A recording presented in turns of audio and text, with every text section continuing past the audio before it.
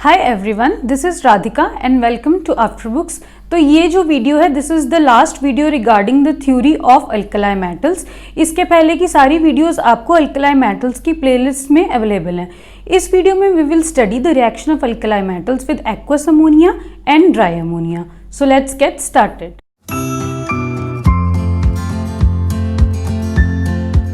Start करते हैं reaction of alkali metals with aqueous ammonia. तो क्या है, सबसे पहले मेटल है हमारे पास से एनी अल्कलाई मेटल। इसकी हमने रिएक्शन करवा दी अमोनिया के कुछ मोल्स के साथ से X plus Y moles of NH3। तो हुआ क्या, मेटल कन्वर्ट हो गया मेटल पॉजिटिव में with the loss of electron, और कुछ जो मोल्स थे NH3 दैट इज अमोनिया के वो गए मेटल के साथ और कुछ मोल्स गए इलेक्ट्रॉन्स के साथ। ये है हमारी रिएक्शन। अब ये जो फॉर्म हुआ इस स्पीशीज को हम बोलते हैं अमोनिएटेड कैटायन और इस स्पीशीज को हम बोलते हैं ammoniated electron.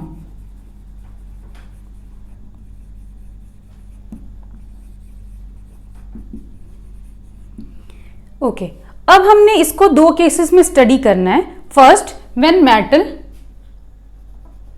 is not in excess, and second when metal is in excess। ये जो सोल्यूशन फॉर्म हुआ इसकी हम different properties that is conductivity, magnetism and colour study करेंगे, एक बार जब मेटल एक्सेस में नहीं है और एक बार जब मेटल एक्सेस में है।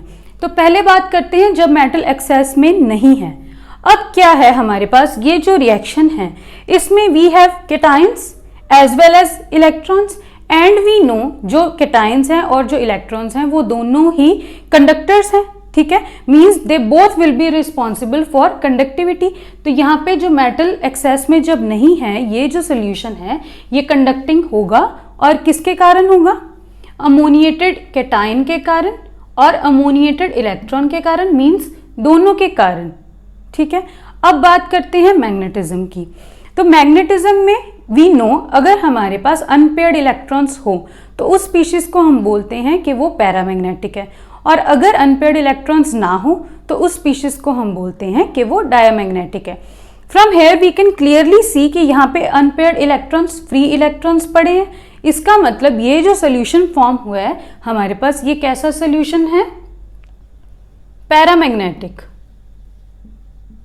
And magnetism is always due two electrons, इसीलिए ये जो इसका बिहेवियर है पैरामैग्नेटिक बिहेवियर ये किसके कारण है, due to ammoniated electron. Now we come to colour of solution. इस सोल्यूशन का कलर होता है ब्लू, और वो किसके कारण होगा, अमोनिएटेड कैटाइन के कारण या अमोनिएटेड इलेक्ट्रॉन के कारण। वी नो कि जब भी हमारे पास कलर आता है किसी चीज का वो क्यों आता है कि जब पहले इलेक्ट्रॉन था अपनी ग्राउंड स्टेट में, उसको कहीं से कुछ एनर्जी मिली, वो चला गया एक्साइटेड स्टेट में, बट एक्साइटेड स्टेट में वो क्या है, अनस्टेबल।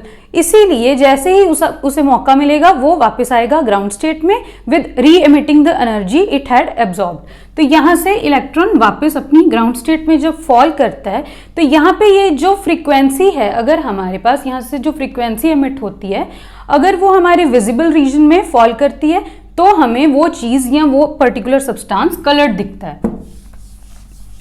ठीक है, तो इसीलिए अगर कलर है सोल्यूशन हमारा तो ये किसके कारण होगा, अमोनिएटेड इलेक्ट्रॉन के कारण ही होगा। नाउ वी टॉक कि जब हमारे पास जो मेटल है वो हमने एक्सेस में ले लिया। मेटल को एक्सेस में लेने से होता क्या है, कोई भी अल्कलाई मेटल्स जब हम इसकी अमोनिया के साथ रिएक्शन करवा रहे हैं और इस मेटल को एक्सेस में ले रहे हैं तो मेटल मेटल बॉन्डिंग हो जाती है और मेटल क्लस्टर्स फॉर्म हो जाते हैं। मेटल क्लस्टर्स फॉर्म हो जाते हैं। फॉर एग्जाम्पल अगर यहाँ पे ये मैं एक मेटल का क्लस्टर शो कर रही हूँ तो होता क्या है, ये जो हमारे पास अभी तक अनपेयर्ड इलेक्ट्रॉन्स यहाँ पे पड़े थे ये इलेक्ट्रॉन्स इस मेटल क्लस्टर के अंदर ट्रैप हो जाते हैं। अगर यहाँ पे एक इलेक्ट्रॉन ट्रैप हो गया तो जो सेकंड इलेक्ट्रॉन यहाँ पे ट्रैप होगा वो इसके ऑपोजिट स्पिन वाला होगा। दैट इज यहाँ पे मेटल्स इस हिसाब से ट्रैप होते हैं that the electrons of opposite spin are group together. तो अगर ये प्लस हाफ स्पिन का इलेक्ट्रॉन है तो इसके साथ ग्रुप कौन सा इलेक्ट्रॉन होगा, जिसकी माइनस हाफ स्पिन होगी। यहाँ पे ये प्लस हाफ और माइनस हाफ स्पिन के इलेक्ट्रॉन्स आपस में ग्रुप हो गए हैं मेटल क्लस्टर के बीच में। यही फर्क है सिर्फ जब हम मेटल को एक्सेस में ले रहे हैं। अब अगर हम स्टडी करें इनकी कंडक्टिविटी, तो पहले क्या था, पहले हमारे पास जो कैटाइंस थे वो भी फ्री थे, जो इलेक्ट्रॉन्स थे वो भी फ्री थे। तो अब क्या है, कैटाइन के ऊपर तो कोई असर है नहीं, बट जो इलेक्ट्रॉन्स हैं वो इसमें ट्रैप हो चुके हैं। अब अगर इलेक्ट्रॉन्स को हमने मूव करवाना है तो वो डिफिकल्ट हो चुका है, क्योंकि इलेक्ट्रॉन्स के मूव करने के लिए अब इस पूरी मॉइटी को, ये जो पूरा एक मेटल का क्लस्टर बनाया है, इसे पूरे के पूरे को हमें मूव करवाना पड़ेगा। और एक बल्कि चीज का मूव करना बहुत ही ज्यादा डिफिकल्ट होता है रेदर देन जब हम एक फ्री चीज में उसको कंपैरिजन कर रहे हैं। तो ये ज्यादा मोबाइल होगा और इसकी मोबिलिटी कम होगी। तो पहले से क्या हो जाएगा, जो कंडक्टिविटी है सोल्यूशन की वो पहले से डिक्रीज हो जाएगी। तो hair conductivity will decrease when we have metal in excess. Now magnetism इसका कैसा होगा, ये सोल्यूशन अब पैरामैग्नेटिक होगा या डायमैग्नेटिक। ऑल्दो हमें रिएक्शन को देखने में ऐसा ही लग रहा है कि यहाँ पे हमारे पास अनपेयर्ड इलेक्ट्रॉन्स प्रेजेंट हैं, बट एक्चुअल में this is not the case, क्योंकि पहली बात तो इलेक्ट्रॉन्स अगर अनपेयर्ड थे भी तो भी वो अब ट्रैप हो चुके हैं। दूसरी बात, ये ऑपोजिट स्पिन के साथ कंबाइन हुए हैं, ऑपोजिट स्पिन के साथ ग्रुप हुए हैं, तो अब ये एज फ्री इलेक्ट्रॉन्स बिहेव नहीं कर सकते, अब ये पेयर हो चुके हैं। और जब इलेक्ट्रॉन्स पेयर्ड होते हैं, हमारे पास कोई भी अनपेयर्ड इलेक्ट्रॉन्स नहीं होते, उस चीज को, उस सोल्यूशन को हम क्या बोल देते हैं कि वो सोल्यूशन है diamagnetic. Now colour of solution, अब कलर कैसा हो जाएगा सोल्यूशन का, ब्लू से चेंज होकर जब हमने मेटल एक्सेस में दे दिया सोल्यूशन बन जाएगा ब्रॉन्ज।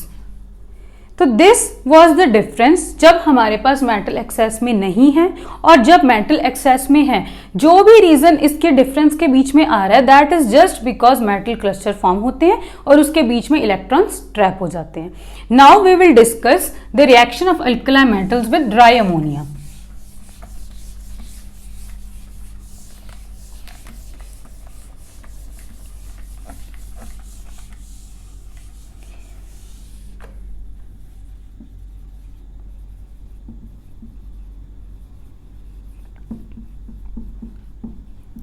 नाउ ड्राई अमोनिया के साथ रिएक्शन स्टडी करने से पहले हम दो तीन चीजें देख लेते हैं। सी NH3, इसी को हम बोलते हैं ammonia. Now we know nitrogen can form 3 bonds. यहाँ पे NH3 में उसके 3 के 3 बॉन्ड्स फॉर्म हो रहे हैं, इसीलिए नाइट्रोजन के ऊपर किसी तरीके का कोई भी चार्ज नहीं है। जब मैं यहाँ से एक हाइड्रोजन रिमूव करवा दूंगी, अब क्या होगा, नाइट्रोजन की वैलेंसी है 3, फॉर्म करना चाहता है बॉन्ड्स 3, बट किए कितने हैं 2। ठीक, जो एक बॉन्ड इसने फॉर्म नहीं किया उसका इसके ऊपर आ गया 1 नेगेटिव चार्ज। सिमिलरली अगर हम यहाँ पे NH की बात करते हैं तो यहाँ पे 2 बॉन्ड्स की डेफिशिएंसी है नाइट्रोजन के पास, तो इसके ऊपर क्या चार्ज आ जाएगा, 2 नेगेटिव चार्ज। इसको बोलते हैं अमोनिया। ये जो अनायन हमारे पास फॉर्म हुआ इसे हम बोलते हैं अमाइड आयन, और ये जो अनायन हमारे पास फॉर्म हुआ इसे हम बोलते हैं आइमाइड आयन। अब यहाँ पे वही सेम कंसेप्ट लगेगा जो हम लिथियम के लिए ऑलरेडी यूज करते आ रहे हैं। नाउ सी, इन तीनों में अगर हम कंपैरिजन करें तो negative charge density is most concentrated on amide ion. यहाँ पे हम क्या लिख सकते हैं, negative charge density is maximum concentrated, क्योंकि NH के ऊपर हमारे पास चार्ज कितना आ रहा है, 2 negative charge, means electron density जो है वो ज्यादा है और स्मॉलर एरिया में, तो कम एरिया में ज्यादा नेगेटिव चार्ज डेंसिटी यहाँ पे कंसंट्रेटेड है। सिमिलरली अगर हम यहाँ पे अल्कली मेटल्स की बात करें, जो हम बहुत बार कर चुके हैं कि अमंगस्ट द अल्कली मेटल्स जो लिथियम होता है that is of smallest size, therefore यहाँ पे क्या होता है, positive charge density is maximum concentrated। तो वही कंसेप्ट लग गया, यहाँ पे negative charge density maximum concentrated, यहाँ पे पॉजिटिव चार्ज डेंसिटी सबसे ज्यादा कंसंट्रेटेड। तो इसीलिए यहाँ से हमारे पास रिजल्ट क्या आता है कि जो लिथियम है, सिर्फ लिथियम ही हमारे पास यहाँ पे आइमाइड फॉर्म करेगा, whereas rest of the alkali metals will form amides. होगा क्या? Lithium will react with dry ammonia and will form lithium imide, whereas rest of all the alkali metals, that is sodium, potassium, rubidium and cesium, जब इनकी reaction हम करवाएंगे dry ammonia के साथ तो ये फॉर्म करेंगे अमाइड्स और साथ में इवॉल्व हो जाएगी हाइड्रोजन गैस। ओके, तो यहाँ पे क्या था? लिथियम के ऊपर 1 पॉजिटिव, NH आइमाइड आइन के ऊपर 2 नेगेटिव, क्रिस क्रॉस मेथड, ये बन गया Li2NH। ठीक है, सिमिलरली यहाँ पे क्या था? सोडियम के ऊपर 1 पॉजिटिव था, NH2 के ऊपर 1 नेगेटिव था। क्रिस क्रॉस करेंगे तो यहाँ से जो है चार्जेस एक दूसरे को कैंसिल कर देंगे, तो ये बन जाएगा NaNH2। सिमिलरली पोटेशियम भी अमाइड फॉर्म करेगा, रुबीडियम भी अमाइड फॉर्म करेगा और सीजियम भी अमाइड फॉर्म करेगा। These all form amides, whereas lithium is the only alkali metal that forms imides.